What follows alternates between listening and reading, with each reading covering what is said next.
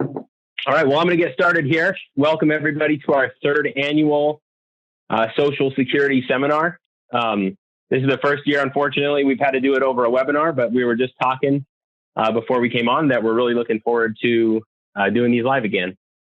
But I always feel like when summer turns into fall and Halloween is coming up, it's always a good time to teach your kids about taxes and Social Security. I have 3 little kids, and Halloween is pretty much their favorite day of the year. So what I do is I take 30% of their Halloween candy and promise to give some of it back in 50 years. And that's their lesson on Social Security. So I know you're all muted, but I can hear the laughter digitally through the internet. But Blair, if you don't mind going to the next slide. The 2 presenters today here, we got Blair Braden, certified financial planner, co-founder, managing principal at Denver Wealth Management, big time Avs fan, father of 1 cute little baby boy. And then me, Zachary Bouck, I'm the chief investment officer here, as well as the certified investment management analyst, as well as co-founder of Denver Wealth Management.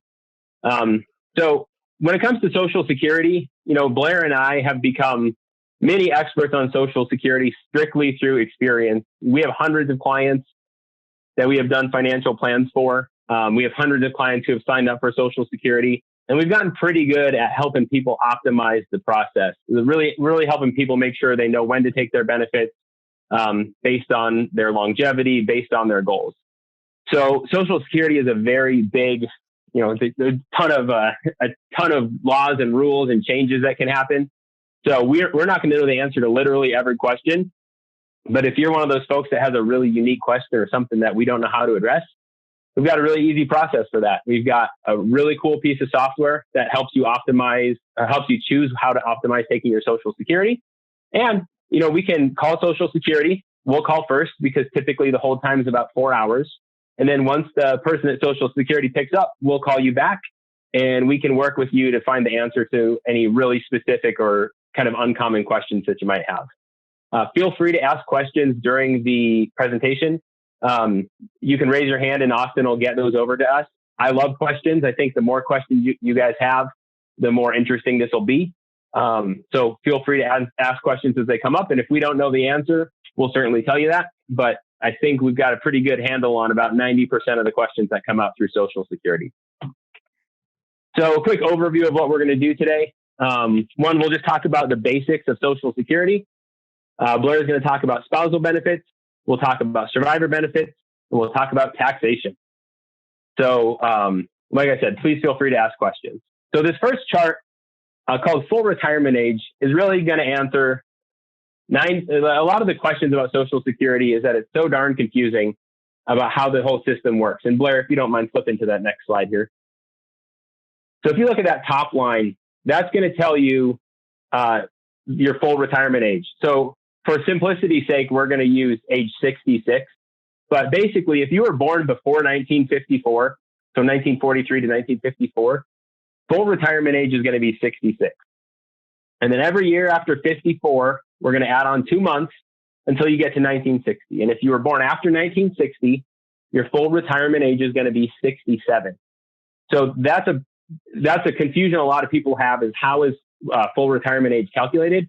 And this chart that Austin so expertly put together, I think does a really good job of just simplifying the whole process.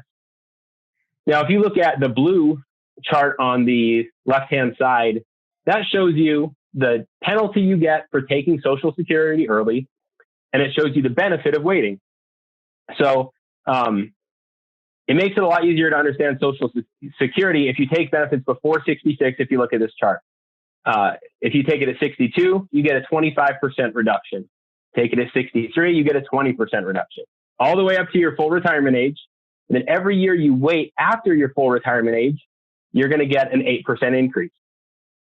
And I'm going to try to slow it down a little bit because I know I was practicing this speech and I made my wife listen to it. You throw out so many numbers while we're talking about Social Security that it can be really confusing. So if you guys have questions, please ask. And then to the chart to the right simply shows that if you retire at 67, the penalty for taking it early, as well as the benefit of taking it later. Now, what are some of the reasons you might take it early? Well, if you need the income is the primary reason. If you have a chance of shorter longevity, you have any health issues. What are the reasons to take it later? Is if you're going to do any sort of Roth conversions and you wanted to manage your tax bracket by reducing your income, or if you expect to live a long time and you just want to maximize your benefit. One good way to calculate when you should take Social Security is that if you can tell us exactly the day you're going to die, we can tell you the exact day that you should take Social Security. But since none of us know the exact day that we're going to die, it makes it a lot more difficult. So we just do some averages and some guesswork and some day is for you. So Blair, if you don't mind clicking over to that next slide here. So once again, I know with Social Security, there's so many ages and milestones and so many things that come out that it's hard to keep on top of. But these are just simply some important ages and milestones. Once you turn 50, that's where you can start to increase contributions to your IRA and 401k. When you turn 55, you can get penalty-free withdrawals from your 401k. Now, this is an interesting one, just because if you think about if you're 55 and you've been saving into one retirement plan your whole life, you might retire and not be able to pull out any income without a penalty. So this penalty-free withdrawal is great for people who want to retire early. There's also a program which, without getting too much into the weeds, is called substantially equal periodic payments, which allows you to take money out of your IRAs from 55 to 59. Once you turn 59 and a half, the government thinks you're mature enough to handle your IRA money. And from that point forward, you can take penalty-free withdrawals. At 60, that's the minimum Social Security to receive survivor benefit. And at 62 is, we talked about early retirement age, the minimum Social Security, retirement, and spousal benefits. And then if we go to the next slide here, Blair, we have Medicare begins at 65. We talked about age 66 and 67 for full retirement age. And at 70, there's your maximum Social Security retirement benefit. I've never come across a situation, maybe Blair has one in his back pocket, where it made sense to wait past the age of 70. But even if you were in the highest tax bracket, you don't get any increases in your Social Security at age 70 or after age 70. So you should, at the very minimum, take your benefit and donate it to charity. But you can wait to take it, but there's absolutely no financial reason to do that. And then lastly, we have our required minimum distributions, which up until this year has half. So if you turned 71 this year, you did a required minimum distribution last year, but because of the change in law, the new rule is 72. So this year at age 72, you actually don't need to, until you turn 72, you don't need to do your RMDs. So that, once again, a lot of confusing little anecdotes there. And then last of all, working while collecting. Blair, if you don't mind, click into the next screen here. This is probably the question we get the most, and probably one that takes the most financial planning. So if you're younger than full retirement age, there is a limit to how much you can earn and still receive full Social Security benefits. If you're younger than full retirement age, during all of 2020, the Social Security Administration will deduct $1 from your benefits for each $2 you earn above $18,240. So to make that real to you guys, if you quit your job at 62, your full-time salary job with benefits, and you want to go work at Home Depot in the plumbing section, or you want to work at the local museum or library, as long as you're earning less than $1,520 a month, you can take your Social Security benefit and not be penalized. But if you are going to be earning more than that $1,520 a month, it's a pretty steep slap on the wrist to start taking your benefits early. So you got to be real careful about taking benefits early if you're still working. And then lastly, at full retirement age, so whether you're 66 or 67, if you make more than $4,050 a month, they will withhold $1 of benefits, for every $3 above that limit. So even at full retirement age, you're not completely off the hook. Once you get to 67, there is no restriction on how much you can earn. Now, here's one caveat that a question I hear a lot is, well, what if I'm retired at 67 and my wife is 62? Can she continue to earn money? and not be subject to all the earnings limits? And the answer is yes. Yes. If you are married, the Social Security Administration only looks at the earnings of the individual who is collecting Social Security. They don't look at the earnings of the spouse or the person who's not taking it. So moving on to the next slide, I believe, Blair, this is where you will take it over. And I'll look at my email to see if we have any questions from that first. Thank you, Zach. I appreciate it. We're going to jump in now to spousal benefits. Spousal benefits are benefits that you may receive based on your spouse's workings, even if you never worked. Now, there's a few things that you have to have checked the box in order to be able to receive spousal benefits. Again, if you worked or if you never did work. One of which is you have to be at least 62 years old as the spouse to receive any spousal benefits. And your partner or your spouse themselves, they have to be eligible to receive Social Security benefits or actually taking those benefits. You also have to be married for at least 1 year prior to filling out the application for spousal benefits. If you are filing your spousal benefits on behalf of an ex-spouse, a divorced spouse, you would have needed to be non-married at 60 and at the time of application, as well as you would have needed to be married for 10 years to your ex-spouse at some point in your life. And if both spouses did work and have Social Security retirement benefits, only one of them at a time can be taking spousal benefits. And again, a spousal benefit is a benefit based on your spouse's earnings. The amount that you can receive is based on when you, the spouse, receiving the spousal benefits, actually applies for the benefit of spousal benefits. Just like Zach was talking about, your own retirement benefits are reduced if you elect to take spousal benefits prior to full retirement age. Same thing with spousal benefits. Austin made us this really nice chart here to visualize when it is you can get to the maximum spousal benefit. That's your full retirement age. And again, it's you, the person, not your spouse's age, that you're trying to get to that full retirement age.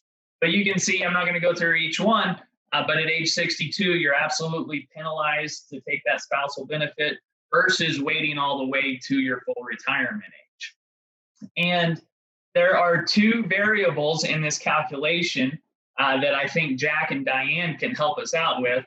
So meet Jack and Diane, both grew up in the heartland. You can't tell by the look on their face, but they are ecstatic.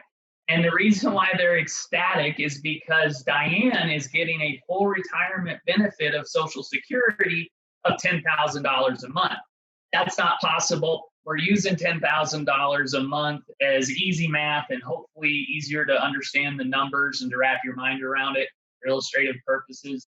But the maximum Social Security benefit that anyone can get right now in 2020 is about a little less than $3,800 a month. So obviously 10,000 very high. But again, we're trying to calculate, Diane was the higher earner in this family. So we're trying to figure out how much could Jack get as a spousal benefit if he were to elect that. Again, we have to assume that Jack is at least 62 years old and that they were married for at least 1 year prior to doing so. But if Jack were to, at age 62, elect spousal benefits, if we go back one slide, and he's 66, full retirement age, so that's the orange guys here, we see 62, he only gets 35% of the benefit. Well, what benefit? This is based, there's two numbers that go into this calculation. One is static, it doesn't change. The other can be variable. The static number is Diane's full retirement age benefit number. That's always going to stay the same. In this example, it's $10,000, but the percentage of that $10,000 varies based on when Jack elects it. So again, if Jack elects it at age 62, he only receives 35% of Diane's full retirement benefit, or $3,500. Alternatively, if Jack waits all the way until age 66, his full retirement age, we see that he gets the maximum of 50% of her benefit. It's important to note that it's never going to go above 50%. 50% spousal benefit is the most it can ever be, regardless of how long you wait there. But this is a nice number representation to show that a little bit. So then if we jump down into a few ideas as far as coordinating the benefits in terms of, do you select your own or do you select your spousal benefits? There's a few things to remember here. One, you can't really necessarily determine that or select that on your own. The Social Security Administration is going to pay you the greater benefit, either your own or the spousal, when you elect whichever is greater there. I apologize here, but so I wanted to break it down into a little bit of a few different examples. Three guys, three best of friends, Wesley, Rudy, and Quentin. And so we have to assume a few different things. Quentin didn't work, but Wesley and Rudy applied for their retirement benefits at 62. Wesley, Rudy, and Quentin are 66 when their spouses apply. They're all married, retired, and they want to take their retirement benefit at age 62. So we can see at this top chart, it shows the different amounts, again, based on their age and their spouse's benefit as to how much they would receive through the different time periods. Wesley, $1,000 a month regardless. We see that Rudy gets $1,200 in spousal versus he only gets $1,000 in his own. And then Quentin, he never worked, so he has no benefit on his own. But because he's age 62, he's still entitled to some sort of benefit. However, now we're talking about the spouses and as far as when they elect to get their Social Security. So Wesley, his spouse applies when Wesley is 66. So Wesley's retirement benefit at full retirement is equal to the spousal benefit. Again, Social Security is not going to give you both of them. They're going to give you one or the other. So he does not receive any sort of step up. Rudy, on the other hand, his spouse applies when Rudy is 66. Rudy's retirement benefit is less than the spousal benefit. But because Rudy took his retirement benefit prior to his full retirement age, remember when he was born at 66 and 8 months for him, he won't receive the full step up because, again, he elected his spousal prior to his full retirement age. So I'll go back a slide here. There's a $200 difference that Rudy would have received if he waited to his full retirement age. But because he didn't wait that full time, the 66 and 8 months, he was still penalized and didn't get the full $200 difference. Quentin, on the other hand, his spouse applies when Quentin is 66. He wasn't entitled to any of his own benefits prior, but Quentin will receive the full step up, the full spousal benefit because he waited to his full retirement age. So with that, I'm going to switch it back over to Zachary for survivor benefits. Survivor benefits. This is usually, and Blair, if you don't mind going to the next slide. The minimum benefit for a survivor, 71.5% of the Social Security benefit at age 60. And we're going to do a nice little example. So let me go through the guidelines and then we'll go through this hypothetical. The age is reduced to 50 if the spouse is disabled. And I'm going to try and cut out all the little caveats here and try and keep it as simple as possible. And then if we have caveats, we can address those. So the maximum benefit for the survivor, limited to what the deceased would receive if still alive. So the percentage is based on the age at which the deceased claimed retirement benefits, and the greater the deceased retirement benefit, the greater the survivor's benefit. So the more money you're making when you pass away, the greater your spouse's benefit will be. And the amount is based on the age at which you can claim the survivor's benefit. So after the highest earner passes away, Social Security does provide benefits to the surviving spouse. Now, this is the tricky thing. It's that the surviving spouse is eligible for a reduced survivor's benefit early at age 60. And I'm repeating what I said with the minimum benefit, but this is a question we get all the time. Hey, if I'm 70 and my spouse is 59, does she get the benefit? No, not until she's 60. And then when she's 60, she will only get 71.5% of the deceased benefit. So it's a little confusing because they talk about how you're going to get the full benefit, but it's actually great. It's kind of paid out on a curve based on your age. So if we look at this hypothetical, in 2019, the average male would receive, and guys, just so you know, the way this works in Social Security system is typically the male is going to be the higher earner of the couple. And so that's why these examples are all skewed towards the male being older and the male earning more money. And that's just the reality of the Social Security system. So So bear with me if that is not your exact situation. But in 2019, the average male would receive $25,000 in annual Social Security retirement benefit if he claimed at age 60. The difference in the survivor benefit, if he took it at age 60, 70, is over $12,000. So if our generic male here took it at 62, the survivor benefit would be $20,500. If he took it at full retirement age, it'd be $25,000. And if he took it at age 70, it would be $33,000. So for the highest earner in the couple, the Social Security retirement, your benefit, it's truly a couple's benefit. So whoever is the oldest, or not the oldest, well, the oldest and the highest earning kind of has the benefit for the whole family. So that's how survivor Social Security works. Now, there's a lot of ways this can play into your financial plan. If you think, if there's a big discrepancy in age between spouses, maybe you wait long Social Security. There's a lot of ways you could make this to your benefit. So moving on to, and that one can be confusing. Like I said, my goal is to make a big generic presentation, and then we can answer specific questions. Divorcee benefits, it seems complicated, but for 95% of people, it's pretty simple. If you are divorced, but your marriage lasted 10 years or longer, you may qualify for the benefits of your ex-spouse. Now, there's a couple conditions under which you need to meet to qualify for those benefits. One, you are unmarried. Two, you and your former spouse are age 62 or older, and your ex-spouse is entitled to Social Security retirement or disability benefits. So if you look at this chart, it makes it a little more simple. So if you are 62 and you're unmarried and your former spouse is 62 or older, generally you will be the beneficiary of their benefit. You don't need to let them know you're taking a benefit. You don't need to get them on the phone. You don't need to ask permission. What you need is your Social Security number, a marriage certificate, a divorce decree, and a call with Social Security. So you don't have to call them up, and you don't have to call up your ex-spouse.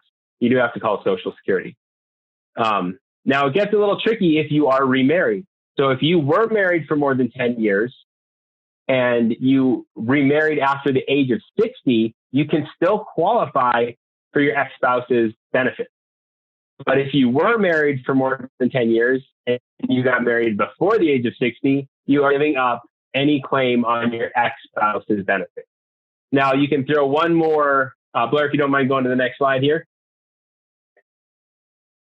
You can throw in some more complications here. What if you get divorced twice, or you get an annulment, or your second spouse passes away? You can become re-entitled to benefits from the first marriage. Second marriage ends in any way, but it's a little bit trickier of a process. I have to confess, I've never actually gone through that with a client because it is a very specific situation. But according to this Social Security, that is one thing they will allow. So a few things to remember, because this is a really simple one for about 95% of people, and then it can be more convoluted for more. Former spouse marries, your benefits are not affected. If you remarry before the age of 60, you will forfeit your previous spouse's benefits. If you remarry after the age, you will forfeit spousal benefits, but keep survivor benefits. And if you're, like I just said, if your second marriage ends through divorce, annulment, or death, you may become re-entitled to benefits from the first marriage. So a lot of variables, but for the most part, if you were married for more than 10 years and don't remarry, benefits. So I know that's a confusing one, so happy to answer questions on that as well. Let's talk taxes, Blair. Zach, I think we may have got a question about survivor benefits. So one of our clients asked, or a participant, I should say, if I collect from an ex-spouse, does it affect the amount that they get? No, it does not. And as I understand it, they will never know that you collected it. So it has zero effect at all on their benefit in any way. They'll never know, and Social Security will never tell them. So it's nice. It's nice when the answer is an easy yes or no, unlike this next question, which is, oh wait, I have a follow up here. Do we both have to be 62? So my understanding is that your ex-spouse would have to be 62. You cannot take spousal benefits until your ex-spouse is taking his benefits, and then you can take the spousal benefit as soon as you're eligible. And Blair, that would be 62. Yeah, that's correct. It's the same way as spousal benefits. If you were married, you still have to be 62 in order to collect those spousal benefits. Certainly. Absolutely. All right. Now we got one more question here. Yeah. Oh, go ahead. No, go ahead. So what happens? All right, now we got a hypothetical. Thanks, Kevin. What happens if the first person younger than 62, but the surviving spouse is greater than 62? Can they collect? Do they need to wait until the deceased would have been 62? I believe they would have to wait until the deceased would be 62 because you have to wait for filing age for the survivor benefit. But I'm not totally positive. That might be one we have to follow up on. Blair, do you have any insight into that particular question? Yeah, no, I agree with the first thing you said there, Zach, that they would have to wait until the surviving spouse is 62, greater than 62. The deceased would have been 62. There's a lot of caveats, Kevin, as far as, minor children, disabilities, all that kind of stuff plays into it a little bit too. But ultimately, no, it's still, you don't have to wait until that person would have been 62. If they're greater than 62 and you need and there's a survivor benefit there, you could start collecting on that, even if that person would have been 62, though. Certainly, yeah. Yeah, but if the person that is still alive, they have to be at least 62. Cool. All right. So now I think we can jump on to taxation. Thank you guys for the questions. We love them. So please don't be afraid. So taxation. No, you guys aren't confused. This is part of Social Security still. This is something that I think is unknown to a lot of folks. The fact that their Social Security, in fact, will be taxed. Now, it's not 100% and it's not 100% certain that it will be taxed. But this is a good chart that breaks it down for us as to who will be taxed on Social Security.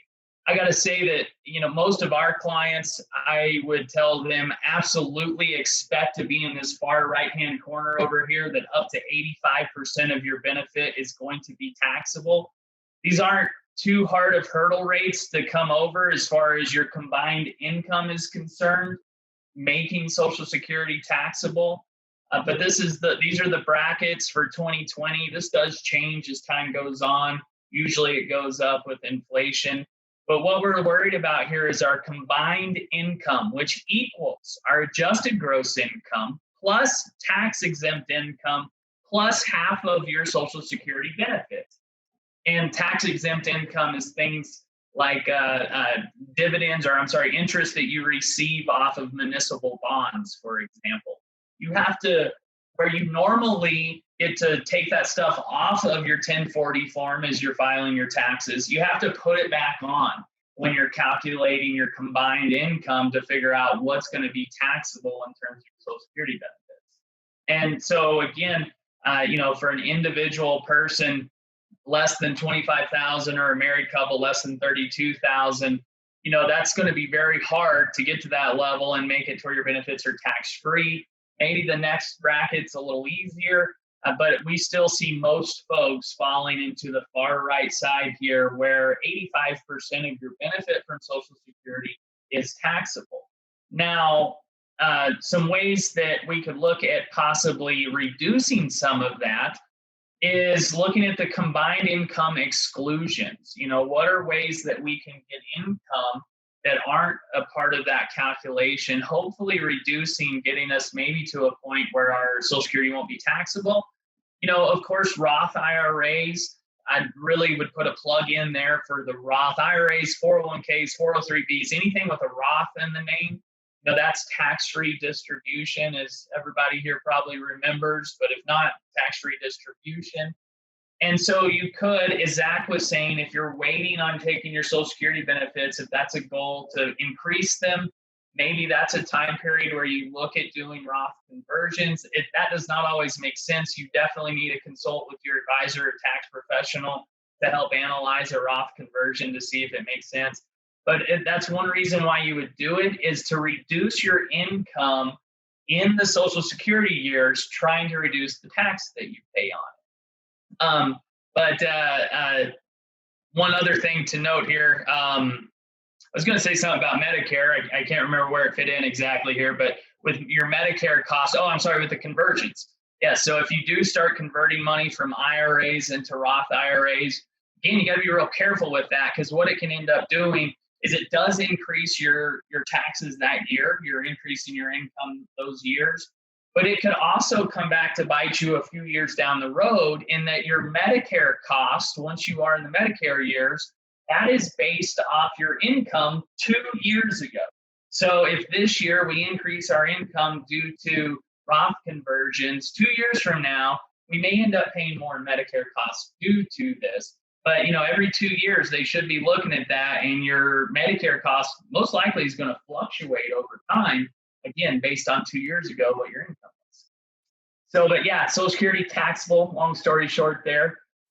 And, just to kind of wrap things up a little bit, as Zach mentioned, there's tons of different strategies with Social Security. Just like financial planning, I highly recommend using softwares to try to help analyze your unique situation, to try to at least give you the data and the details behind what is the maximum strategy as far as maximizing your Social Security.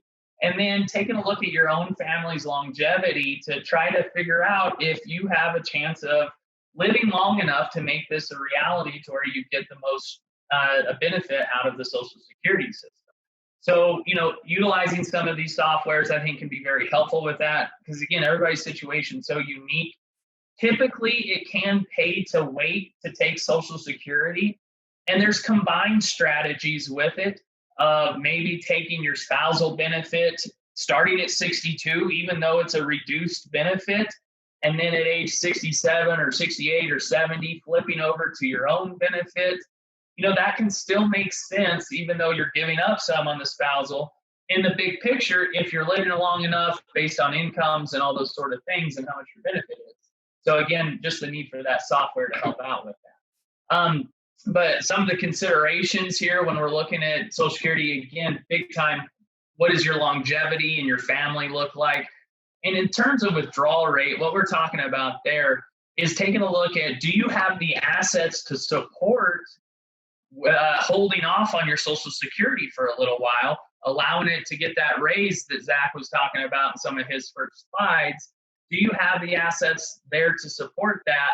And going forward, what's that going to do to your withdrawal rate versus both prior to taking Social Security as well as after? And is that a sustainable plan in the long run? And then being married, what is the best type of strategy for the married couple coming together on this? But some rules of thumb, for average or maybe not so good life expectancy, take it as soon as possible. We've had a lot of people that, it scares them, the uncertainty of how long they are going to live.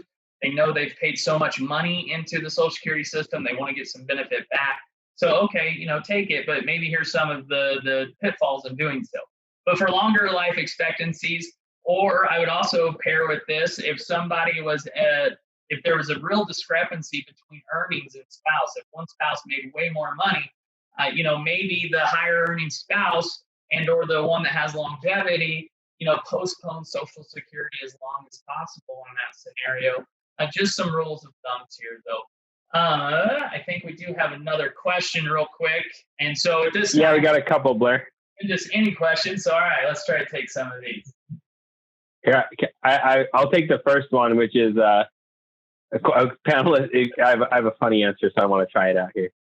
So should we even be discussing Social Security benefits, since currently payroll taxes are stopped and President says if reelected, he will permanently stop payroll taxes, which will defund Social Security benefits? Curious what you think. Okay, so before we did this presentation, I had like 10 or 15 jokes that I wanted to tell, and I was trying them all out of my wife. And she said this one wasn't funny, but I liked it.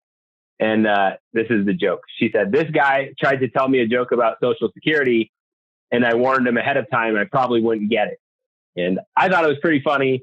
My wife said it wasn't very funny. So now I kind of wish I would have said it. But, honestly, if you remember back to Bush's second term, he used all his political capital after Bush versus Kerry, trying to reform Social Security. He had won the presidency, and he went on a big tour nationwide, really trying to get some reforms on Social Security, and he got shut down after just winning the presidency. So I think that Social Security benefits are one of the few things in politics that kind of surpass party.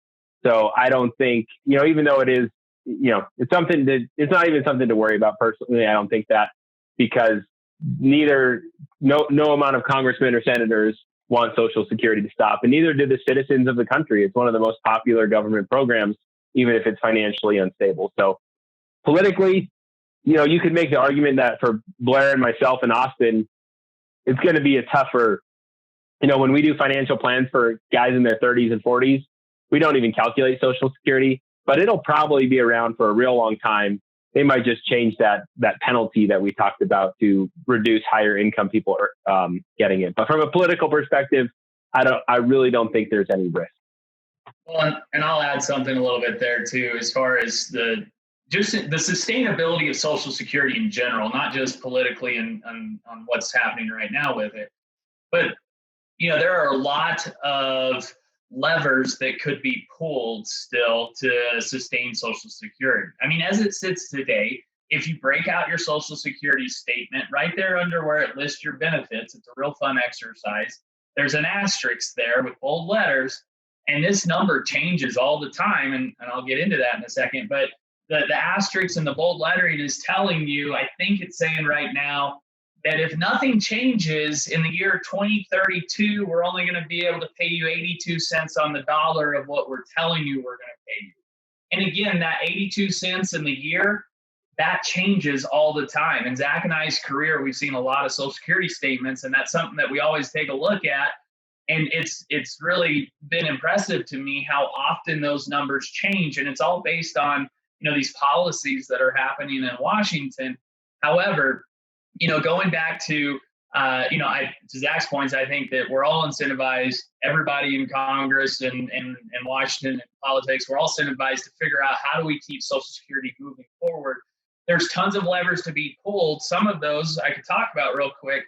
For instance, our Social Security, we're only taxed on our income up to $134,500 a year is taxed for Social Security purposes. If you make more than that, that does not get the Social Security tax applied to it. So that's one easy thing that Congress could do. Now, it would make some people ticked that are above that earnings, I'm sure. But that's one easy thing that they could do to say, hey, we're taking the cap off as to where we're taxing Social Security to. The taxation of Social Security benefits themselves could become more stringent to help all that out and being more tax impactful, which again hurts those taking the benefits. But taxes from lots of different places could be generated, not just the payroll tax. In that payroll tax situation, that's not being floated as, hey, we can just forego this tax. It's, never pay it. It's you can forego it for just a few months, but you're still going to have to pay the payroll tax as an employer. And so that money would still come back in. The point being that there's tons of different levers that the Congress could pull to make Social Security sustainable. In my opinion, I wish that they would invest it a little bit different, and that would help a whole lot as far as making it sustainable. But that's another story. So I'll jump on this next one real quick too, Zach, and then you can take the next question if you want to. But asked, what if I'm ready to start receiving Social Security and I'm 62, but my ex-spouse is not quite 62. They're not old enough to receive benefits. Remember, as a spousal benefit, your ex-spouse or your spouse have to be eligible to receive benefits before you can, meaning that you will have to wait until your ex-spouse reaches at least age 62 prior to be able to file based on your ex-spouse's accord. Hey, Blair, the question was, my ex-spouse wants to wait until he's full retirement age. So you're right, but what if her spouse is 64, she's 62, but he wants to wait till 66 to take his benefit? So eligible. How is that effective? Yeah, the eligible word there. So you should be able to, even if once your ex-spouse turns 62, you should be able to get a spousal benefit on their accord, even if they haven't taken it at that time. Perfect. No, it does not hurt them at all. As Zach was saying, they won't ever know that you've done it, and no, it doesn't hurt their benefit at all. I don't know if that's good or bad, depending on the ex-spouse, but they won't have a clue that you're doing it, and their benefit won't change one bit. All right, next question. If both spouses earned income in their lifetimes, will both be able to collect benefits after 62? Or is it limited to the higher of the two incomes? No, my understanding is you could both take your Social Security benefit independently at 62. You could also take the spousal benefit if that was higher than your individual benefit. But if you decided to each take your individual benefits, you could certainly do that. But by taking it at 62, again, you are locking in that lower percentage of both spousal and retirement benefits by starting it early at 62. So, in general purposes, those that can wait until full retirement age, it really opens the door for flexibility for both you and your spouse down the road. And again, if you can, typically waiting till full retirement age is a really good option. But again, if you're 62 and you got health problems and you're not sure how long that's going to go, and if you're going to make it through that, then really good case to go ahead and take it at 62 and the possible growth, be danged at that point.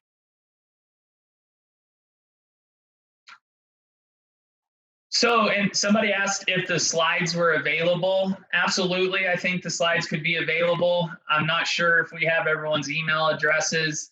If you would like the slides, if you would please drop us a line either here in the chat with your email address or shoot Austin an email, austin@denverwealthmanagement.com, AUSTYN. Oh, it's here on the screen if I move this thing out of the way. Apologize. Oh, never mind. It's just our website.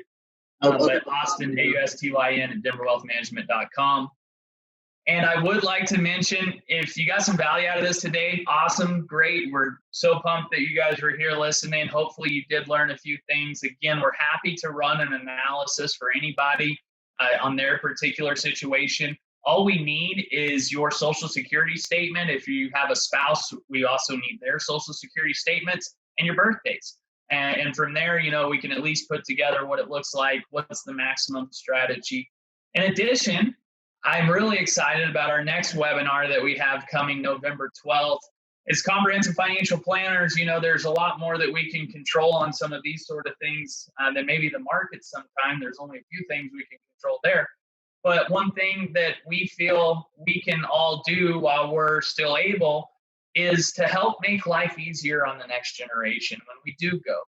And so estate planning can be very, very helpful, not only to de-stress and declutter your life a little bit, but you're really helping out the next generation, making that easier on them. It's going to be a hard enough time as they have to deal with your loss, but having a bunch of financial matters that are a mess, that's not going to help them at all. That's just going to add more anxiety, more stress, as well as estate planning can help control if you need to maintain control in your family assets, but also it can help limit taxation down the road. So some really good value out of estate planning. And so that's going to be our next webinar on estate planning, which is slotted for Thursday, November 12th at 5:30. Same format that we're doing here today. Q&A is available live and open. And we'd love it if anybody would like to come and listen to Leaving a Legacy and learn about some of the tips and tricks on estate planning. But with this, that is our presentation today. Again, we can't thank you all enough for being here. If you have follow-up questions, please don't hesitate to send them our way. But with that, Zachary, you got anything else, buddy? Yeah, I got one more question here that just popped up. I currently pay both into Social Security and PARA. What's your experience with PARA? And I have a couple of things to talk about. One of the guys in our group named Buzz was one of the guys who helped write the software and pension program for PARA back in the 90s. So He's actually retired, and his son works with our company now.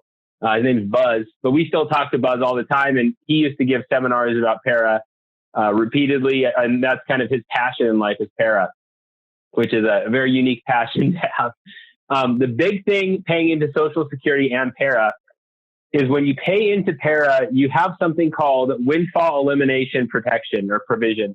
So if you look at your Social Security statement, when you look, the top has the how much you'll get at different ages, and right below it there's a paragraph that says WEP, windfall elimination provision, and that says, hey, if you're getting benefits from a pension plan, we're going to reduce your Social Security benefits because we don't want you to have a windfall. So if your Social Security statement says you'll make $1,200 a month, that may not be exactly accurate depending on how many years you paid into para. So long story short, that is not a big problem for us to figure out. We've done tons of windfall elimination provision calculations. It's a little more complicated. We need your full Social Security statement, and then we need to manually enter all 35 years of your earnings history. But after we enter in all that data, we can just hit calculate with your Social Security statement, and it'll tell us exactly how much you can expect to earn. Blair and I both started at a company called Waddell & Reed, and a big part of the Waddell & Reed program was 403Bs for public school teachers. So we have, too much experience with para. It's a place we've spent a lot of time. So definitely just forward your statement over to us. You can use that same email, austin@denverwealthmanagement.com, and we can run an analysis for you. I'm curious, it's not very common for people to pay into both while they're still working. I don't know if with this question, if you had paid into Social Security in the past and now you're into para, there is, Boulder County is strange here in Colorado, I believe, because usually you're paying into one or the other. It's not both at the same time. But I know Boulder County, that those employees are paying into both right now, which again is very strange. And as far as how that works in terms of benefits, because it's not as I guess the windfall elimination isn't that simple either. Oh, you are a Boulder County employee. Okay, well, perfect.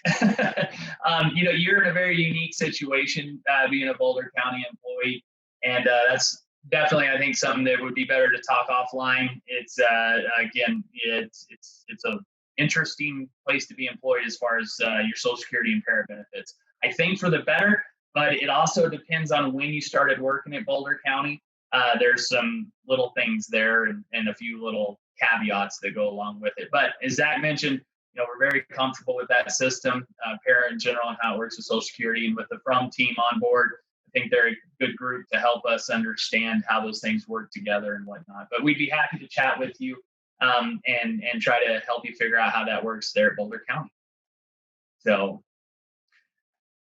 All right, so thank you, everybody. We really appreciate your participation and your questions today. We appreciate all of our clients on the phone. Your trust is the greatest compliment in the world that we could get. We truly enjoy working in our business with our client base that we get to work with. It's a great joy. I know of all three of our lives here presenting today. Austin, you're a part of that. And again, we just thank you so much. Please don't hesitate to ask us any questions. If they have a dollar sign in them, we have some good resources to find an answer. Have a good one. Bye-bye, everyone.